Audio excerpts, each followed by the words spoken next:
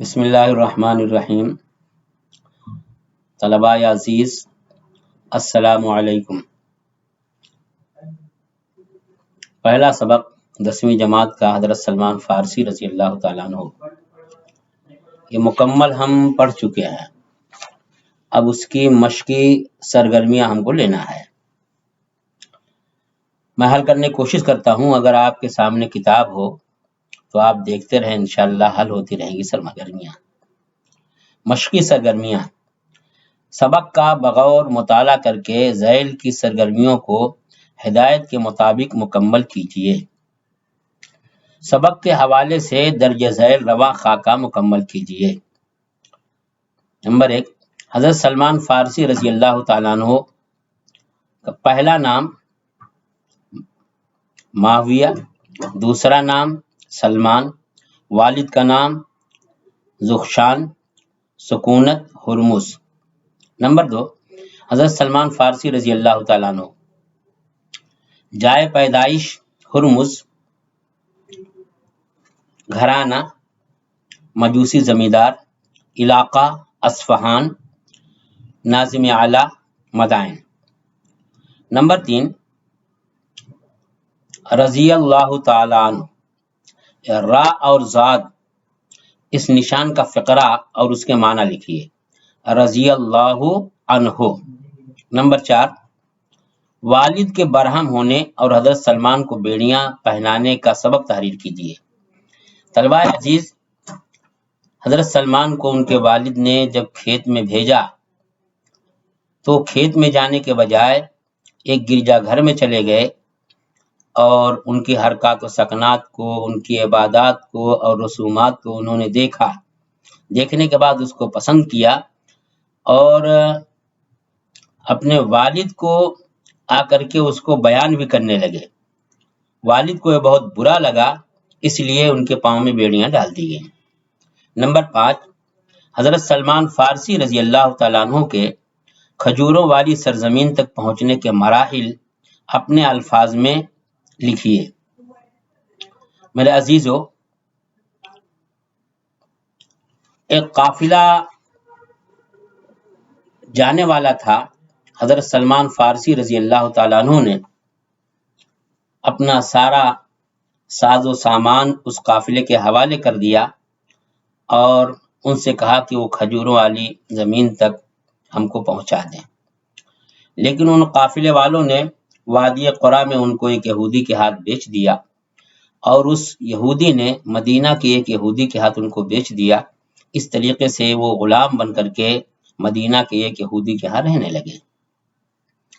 Number 6، حضرت محمد مصطفیٰ صلی اللہ علیہ وسلم کی 3 نشانیاں جن کا ذکر عیسائی راہب نے حضرت سلمان فارسی رضی اللہ تعالیٰ عنہ سے کیا تھا، ترتیب وار لکھیے۔ میرے عزیزو، اموریہ کے راہب نے 3 نشانیاں بتائی تھیں۔ اس میں پہلی نشانی وہ صدقہ نہیں کھائیں گے، قبول نہیں کریں گے، ہدیہ قبول کریں گے، اور تیسری نشانی ان کے دونوں شانوں کے درمیان مہر نبوت ہوگی۔ نمبر 7، حضرت سلمان فارسی رضی اللہ تعالیٰ عنہ کے ساتھ رشتے مواخات میں بدھنے والے صحابی کا نام تحریر کیجیے۔ حضرت سلمان فارسی رضی اللہ تعالیٰ عنہ کے ساتھ رشتے مواخات میں بدھنے والے صحابی کا نام حضرت ابو درداء رضی اللہ تعالیٰ عنہ ہے۔ نمبر 8، حضرت سلمان فارسی رضی اللہ تعالیٰ عنہ کا رسول اللہ صلی اللہ علیہ وسلم کی 3 نشانیوں کو پرکھنے کا طریقہ لکھیے۔ میرے عزیزو، حضرت سلمان رضی اللہ تعالیٰ عنہ 3 نشانیوں کو پرکھنے کے لیے یہ طریقہ اپنایا کہ پہلے دن ملاقات کے لیے گئے، کچھ کھجوریں لے گئے تھے اور یہ کہہ کر کے پیش کیا کہ یہ صدقہ ہے، اور دیکھا کہ آپ نے قبول نہیں کیا بلکہ صحابہ کرام کو کھلا دیا، آپ نے کچھ تناول نہیں فرمایا۔ دوسرے دن یعنی دوبارہ حضرت سلمان کچھ کھجوریں لے کر گئے اور یہ عرض کیا کہ یہ ہدیہ ہے، لہٰذا آپ نے اسے قبول فرمایا اور تناول فرمایا اور صحابہ کرام کو بھی کھلایا۔ تیسری مرتبہ انہوں نے اللہ کے رسول صلی اللہ علیہ وسلم کے پشت کی طرف ایک محفل میں کھڑے ہو گئے، آپ سمجھ گئے، آپ نے اپنے کپڑے کو ذرا سرکا دیا، اس طریقے سے انہوں نے تینوں نشانیوں کو ایک کے بعد دیگر دیکھ لیا۔ نمبر 9، اہل خانہ کے تعلق سے حضرت سلمان فارسی رضی اللہ تعالیٰ عنہ نے حضرت ابو درداء رضی اللہ تعالیٰ عنہ کو جو تاکید کی اسے لکھی ہے۔ میرے عزیزو، اسلام ایک ایسا مذہب ہے جس نے ہر طریقے سے فطرت کا لحاظ کیا ہے۔ حضرت ابو درداء رضی اللہ تعالیٰ عنہ اتنے دیندار صحابی تھے کہ دن بھر روزہ رکھتے، رات بھر نماز پڑھتے، نہ بیوی کا خیال، نہ بچوں کا خیال، نہ گھر کا خیال۔ حضرت سلمان نے جب یہ دیکھا تو ان کو ٹوکا اور کہا کہ اللہ کا بھی حق ہے تمہارے اوپر، بیوی بچوں کا بھی حق ہے، تمہارے جسم کا بھی حق ہے، تم عبادت بھی کرو اور آرام بھی کرو، سو بھی۔ صبح کو یہ دونوں رسول اللہ صلی اللہ علیہ وسلم کی خدمت میں جب حاضر ہوئے تو اللہ کے رسول صلی اللہ علیہ وسلم نے حضرت سلمان رضی اللہ تعالیٰ عنہ کی باتوں کی تائید فرمائی۔ نمبر 10، ابتدائی اسلامی جنگوں میں حضرت سلمان فارسی رضی اللہ تعالیٰ عنہ کے شامل نہ ہونے کا سبب لکھیے۔ چونکہ ایک یہودی کے غلام تھے اور یہودی کے غلام تھے اور یہودی یہ نہیں چاہتا تھا کہ حضرت سلمان اسلامی جنگوں میں شریک ہوں، اس لیے جب تک وہ غلام رہے اسلامی جنگوں میں شریک نہیں ہو سکے۔ نمبر 11، رسول اکرم صلی اللہ علیہ وسلم نے حضرت سلمان فارسی رضی اللہ تعالیٰ عنہ کے لیے جو جملے کہے ہیں انہیں نقل کیجیے۔ میرے عزیزو، حضرت سلمان فارسی رضی اللہ تعالیٰ عنہ کے تعلق سے رسول اللہ صلی اللہ علیہ وسلم نے ارشاد فرمایا، اگر دین ثریا پر بھی ہوگا تو فارس کا ایک آدمی اس کو پالے گا۔ یہاں پانے والا سے مراد حضرت سلمان فارسی رضی اللہ تعالیٰ عنہ ہیں۔ اسی طرح آپ نے بھی ارشاد فرمایا کہ جس نے سلمان کو ناراض کیا اس نے خدا کو ناراض کیا۔ لوگ جنت کے مشتاق ہوتے ہیں مگر جنت سلمان کی مشتاق ہے، یعنی جنت خود یہ چاہتی ہے کہ سلمان اس کے اندر آئے۔ نمبر 12، غزوہ خندق کے موقع پر حضرت سلمان فارسی رضی اللہ تعالیٰ عنہ کا کردار بیان کیجیے۔ میرے عزیزو، غزوہ خندق یہ ایسی جنگ ہے، تاریخ میں تو اس کا نام خندق ملتا ہے لیکن قرآن شریف میں اس کو غزوہ احزاب کہا گیا ہے۔ احزاب کے معنی ہوتے ہیں جماعتیں، حزب کی جمع ہے احزاب۔ عرب کی جتنی بھی جماعتیں ہو سکتی تھیں اس وقت، یہود و مشرکین، غطفان، طائف، جتنے بھی بڑے بڑے قبیلے ہیں، ان سب نے مل کر کے مدینہ کے اوپر حملہ کیا تھا، اسی لیے اس کا نام غزوہ احزاب قرآن پاک کے اندر کہا گیا ہے۔ اللہ کے رسول صلی اللہ علیہ وسلم کے پاس اور صحابہ کرام کے پاس بظاہر ان سے لڑنے کی طاقت نہیں تھی۔ اللہ کے رسول صلی اللہ علیہ وسلم نے مشورہ فرمایا تو حضرت سلمان فارسی رضی اللہ تعالیٰ عنہ نے مشورہ دیا کہ جب دشمن سے لڑنے کی طاقت ہمارے درمیان نہیں ہوتی تھی تو ہم اپنے ارد گرد خندق کھود لیا کرتے تھے۔ اس مشورے کو اللہ کے رسول صلی اللہ علیہ وسلم نے پسند فرمایا اور مدینہ کے دو طرف، یعنی جہاں سے دشمنوں کا حملہ ہو سکتا تھا، اتنی لمبی اور چوڑی خندق کھودی گئی کہ دشمنوں کے گھوڑے بھی پار نہ کر سکیں۔ نمبر 13، ایران پر لشکر کشی کے وقت اسلامی لشکر کے رہنما کا نام لکھیے۔ حضرت سعد بن وقاص رضی اللہ تعالیٰ عنہ سپہ سالار اعظم ہیں ایران کے۔ نمبر 14، جنگ طائف میں حضرت سلمان فارسی رضی اللہ تعالیٰ عنہ کا کردار تحریر کیجیے۔ میرے عزیزو، مکہ سے 120 کلومیٹر کی دوری پر طائف نہایت ہی سرسبز و شاداب ایک علاقہ ہے جہاں عرب کے شرفاء آباد تھے۔ جس طریقے سے مکہ کے اندر قریش آباد تھے، اسی طریقے سے طائف کے اندر بھی بہت بڑی آبادی تھی۔ طائف یہ مسلمانوں کا بہت بڑا دشمن تھا۔ وہاں جو قلعہ تھا اس قلعے کے اندر سارے لوگ محصور ہو گئے تھے، تو حضرت سلمان فارسی رضی اللہ تعالیٰ عنہ کے مشورے پر رسول اللہ صلی اللہ علیہ وسلم نے منجنیق کا استعمال فرمایا، جس سے بڑے بڑے پتھر پھینکے جاتے ہیں۔ نمبر 15، مدائن کے ناظم اعلیٰ کی حیثیت سے حضرت سلمان فارسی رضی اللہ تعالیٰ عنہ کے معمولات بیان کیجیے۔ معمول کی جمع ہے معمولات۔ حضرت سلمان فارسی رضی اللہ تعالیٰ عنہ یہ نگران اعلیٰ تھے مدائن کے، یہ کہہ لیجیے کہ سب سے بڑے حاکم تھے، لیکن حکومت کی طرف سے جو عطیہ ملتا یا تو اس کو لیتے نہیں تھے یا خیرات کر دیا کرتے تھے۔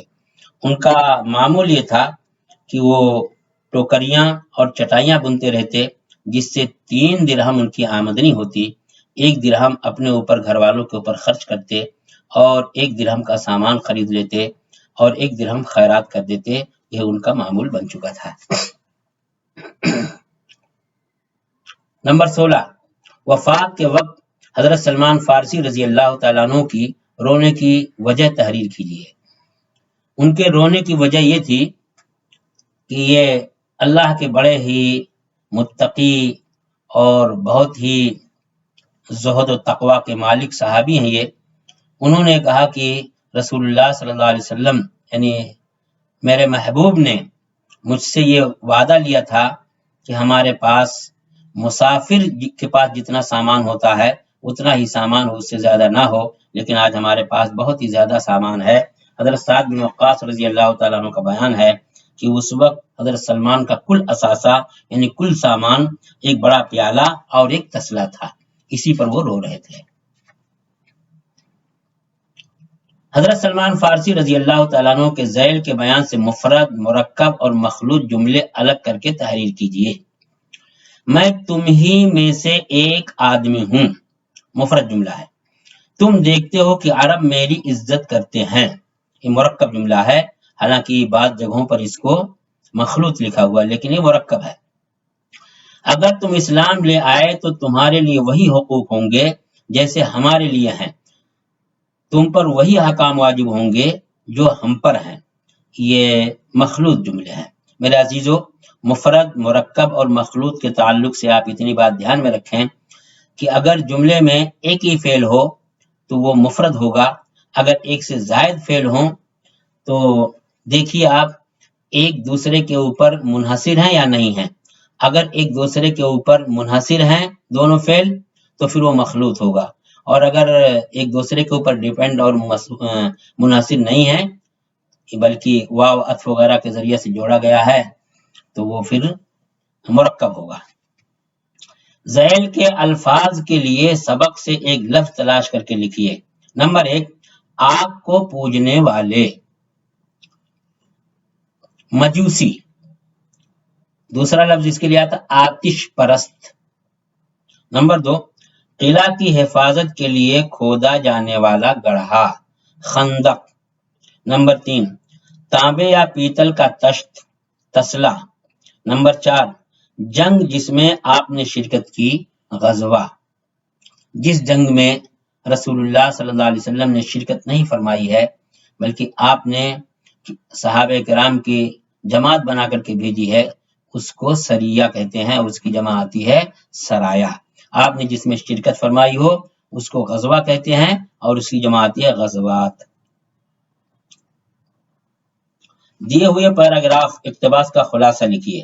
آپ پیراگراف کتاب میں دیکھ سکتے ہیں، پھر اس کے بعد اس کا خلاصہ لکھ سکتے ہیں۔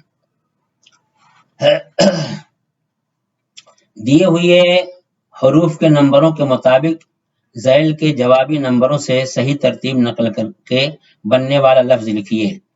اس وقت یہ سلیبس سے ہٹا دیا گیا ہے، اس لیے اس میں مغز ماری کرنے کی ضرورت نہیں ہے۔ اضافی معلومات یعنی مزید معلومات، جو سبق میں معلومات دی گئی ہے اس کے علاوہ کچھ مزید آپ کو معلومات دی جا رہی ہے۔ ساسانی حکومت، ایرانی حکمرانوں کا آخری خاندان ساسانی خاندان کہلاتا ہے۔ اس خاندان نے 224 عیسوی سے 652 تک حکومت کی۔ اس کا دور حکومت زیادہ تر جنگوں کی نظر ہوا، اس لیے ان حکمرانوں نے جنگی طریقوں پر خاص توجہ دی۔ میرے عزیزو، آپ اس عدد پر غور کیجئے، 224 سے 652 تک ہمارے نبی صلی اللہ علیہ وسلم کی پیدائش کب ہے؟ 571 عیسوی، گویا کہ 6 صدی عیسوی ہمارے نبی صلی اللہ علیہ وسلم کی پیدائش ہے۔ اس وقت یہ ساسانی حکومت حکمراں تھی ایران کے اندر، اور نبی صلی اللہ علیہ وسلم نے نبوت کا جب اعلان فرمایا ہے اس وقت خسرو پرویز ایران کا حکمراں تھا۔ ہمارے نبی صلی اللہ علیہ وسلم نے بادشاہوں کے پاس خطوط روانہ کیے، تو ساسانی بادشاہ خسرو پرویز کے پاس بھی آپ نے خط لکھا۔ اس نے غصے میں آ کر کے یہ کہہ کر کے نعوذ باللہ ہمارا غلام ہو کر کے ہم کو خط لکھتا ہے، اس نے آپ کے نامہ مبارک کو پھاڑ دیا۔ رسول اللہ صلی اللہ علیہ وسلم نے ارشاد فرمایا جس طریقے سے اس نے میرے خط کو پھاڑ دیا اللہ تعالیٰ اس کی حکومت کو بھی ٹکڑے ٹکڑے کر دے گا۔ لیکن عجیب بات دیکھو عزیزو، وہ خط جو پھاڑ دیا گیا تھا آج بھی محفوظ ہے۔ وہ کسی نے اس وقت اٹھا لیا تھا اور رکھ لیا تھا، بعد میں جب وہ اسلام قبول کر لیا تو آج بھی وہ میوزیم کے اندر وہ خط موجود ہے۔ بہت سے خط ضائع ہو گئے لیکن وہ جس کو پھاڑ دیا تھا اللہ تعالیٰ نے اس کو محفوظ کر دیا۔ اس کا دور حکومت زیادہ تر جنگوں کی نظر ہوا، اس لیے ان حکمرانوں نے جنگی طریقوں پر خاص توجہ دی۔ میرے عزیزو، ہمارے نبی صلی اللہ علیہ وسلم جب ہجرت کر کے مدینہ تشریف لے گئے ہیں تو جب غزوہ بدر ہوئی ہے اس سے پہلے، یعنی جب آپ مکہ ہی کے اندر تھے، قرآن پاک میں دیکھو ایک سورہ روم ایک سورت کا نام ہے، اس سورت کے اندر ایران اور روم کی جنگ کا بیان ہوا ہے کہ ایرانیوں اور رومیوں کے اندر جنگ ہوئی، ایرانیوں نے فتح پالی، لیکن قرآن نے ایک پیشین گوئی کی کہ الف لام میم غلبت الروم فی ادنی الارض وهم من بعد غلبهم فی بضع سنین، کہ آج ایرانی حکومت غالب آ گئی ہے لیکن 3 سال سے لے کر کے 9 سال کے اندر اندر روم حکومت غالب آ جائے گی۔ چنانچہ جس دن غزوہ بدر ہوئی ہے اسی دن جو ہے رومی بھی ایرانی کے اوپر غالب آ گئے۔ تو کہنا یہ ہے کہ ان کا بہت سارا وقت جو ہے وہ جنگی تدبیروں میں اور جنگی لڑائیوں میں خرچ ہوا۔ ساسانی حکومت میں فنون لطیفہ کو بھی عالمگیر شہرت حاصل تھی۔ آرٹ، ان بادشاہوں نے اپنے عہد حکومت میں سنگ تراشی، پتھر تراشنا، اس سے طرح طرح کی چیزیں بنانا، معماری، عمارت بنانا، کندہ کاری، نقش نگار، سکہ سازی، سکے بنانا، سائیکل گری، تلوار وغیرہ کو جو چمکایا جاتا ہے اس کو سائیکل کہتے ہیں، یا اسی طریقے سے ڈیگ وغیرہ کے اندر جو پالش لگائی جاتی ہے اس کو بھی سائیکل کہتے ہیں۔ تو ہتھیار کو چمکانا یا اور اس طریقے کے ساز و سامان، پیتل وغیرہ کے ساز و سامان پر چمک دمک لانا، اس کو سائیکل گری کہا جاتا ہے۔ اور شیشہ سازی کے ایسے نادر نمونے محفوظ کر رکھے تھے جنہیں دیکھ کر حیرت ہوتی تھی۔ شیشہ سازی یعنی طرح طرح کے خوبصورت آئینے وغیرہ بنانے کا۔ ان کے بنائے ہوئے محل، برج اور آتش کدوں کے باقیات دیکھنے کے لیے آج بھی سیاح دور دور سے آتے ہیں۔ جس وقت ہمارے نبی صلی اللہ علیہ وسلم کی ولادت باسعادت ہوئی ہے، تاریخ کی کتابوں کے اندر لکھا ہوا ہے کہ ایران کا جو سب سے بڑا محل تھا اس کے 14 کنگرے یعنی چھوٹے چھوٹے برج گر گئے اور اس میں زلزلہ جیسا آ گیا، اور 1000 سال سے جو ان کا آتش کدہ روشن تھا وہ آتش کدہ بجھ گیا۔ گویا کہ اس بات کی علامت تھی کہ اب یہ ساسانی حکومت جانے والی ہے اور یہاں اسلامی حکومت آنے والی ہے۔ ان بادشاہوں نے نقاشی اور فن مصوری پر بھی توجہ دی اور کئی شاہکار فن پارے ان کے دور حکومت میں وجود میں آئے۔ عراق کے شہر میسوپوٹیمیا میں پیدا ہونے والا مانی ساسانی حکومت کا مشہور مصور مانا جاتا ہے، تصویر بنانے والا۔ اس نے فارس میں ایک نئے مذہبی عقیدے کو پھیلانے کی کوشش کی تھی۔ میرا عزیزو، اس سے پہلے بات آ چکی ہے کہ مجوسی مذہب زرتشتی مذہب کہلاتا ہے۔ ان کے عقیدے کے مطابق ایک پیغمبر گزرے ہیں جن کا نام زرتشت ہے، اور قرآن پاک میں سائبین ایک قوم کو کہا گیا ہے۔ اکثر مفسرین کا خیال ہے کہ سائبین سے مراد مجوسی ہی ہیں۔ بہت ممکن ہے کہ جو پیغمبر تھے انہوں نے دین حق ہی پیش کیا ہو اپنے زمانے میں، لیکن مجوسیوں کے اندر بگاڑ آ گیا۔ جس طریقے سے بہت سے ادیان کے ماننے والوں کے اندر بگاڑ آیا ہے، ایسے ان کے اندر بھی بگاڑ آ گیا ہو، اور آگ سے روشنی کا فائدہ لینے کے بجائے وہ اس کی پوجا پاٹ کرنے لگے، آتش پرست کہلانے لگے۔ ساسانی حکومت کے بعد بادشاہ نہایت سخت گیر تھے، سخت پکڑ رکھنے والے۔ حضرت محمد مصطفیٰ صلی اللہ علیہ وسلم نے جب ایران کے ساسانی بادشاہ خسرو پرویز کو اسلام قبول کرنے کی دعوت دی تو اس نے غصے میں آ کر آپ کا خط، آپ کا نام مبارک پھاڑ ڈالا۔ خسرو پرویز کے فوراً بعد ساسانی حکومت کا ایران سے خاتمہ ہو گیا۔ میرے عزیزو، فوراً خاتمہ نہیں ہو گیا تھا، لیکن زوال وہیں سے شروع ہو گیا جیسے ہی اس نے نبی صلی اللہ علیہ وسلم کے خط کو پھاڑا۔ خسرو پرویز کا بیٹا خسرو پرویز کو قتل کر دیا اس نے۔ پھر وہ بیٹا دوا خانے میں گیا اور اس نے دوا سمجھ کر کے زہر کی شیشی پی لی، اس لیے وہ مر گیا۔ اور اس کے بعد جو سب سے زیادہ مشہور ان کا بادشاہ یزدگرد ہے، وہ ادھر ادھر مارا پھرتا رہا، اسے کہیں پناہ نہیں ملی، اور پورے ایران پر اسلامی جھنڈا لہرانے لگا۔ اس طریقے سے ساسانی حکومت کا خاتمہ حضرت عمر فاروق رضی اللہ تعالیٰ عنہ کے آخری دور اور حضرت عثمان غنی رضی اللہ تعالیٰ عنہ کے شروع کے دور میں پورے ایران سے ساسانی حکومت کا خاتمہ ہو گیا۔ میرے عزیزو، میرا خیال ہے کہ کتاب کے پہلے سبق کو ہم نے حل کر لیا ہے۔ اگر آپ اس کو 2-3 مرتبہ پڑھ لیں اچھی طریقے سے اور آپ کے ذہن میں بیٹھ جائے تو انشاءاللہ اس میں سے کوئی بھی سوال کیا جائے تو آپ اس کا جواب حل کر لیں گے۔ السلام علیکم۔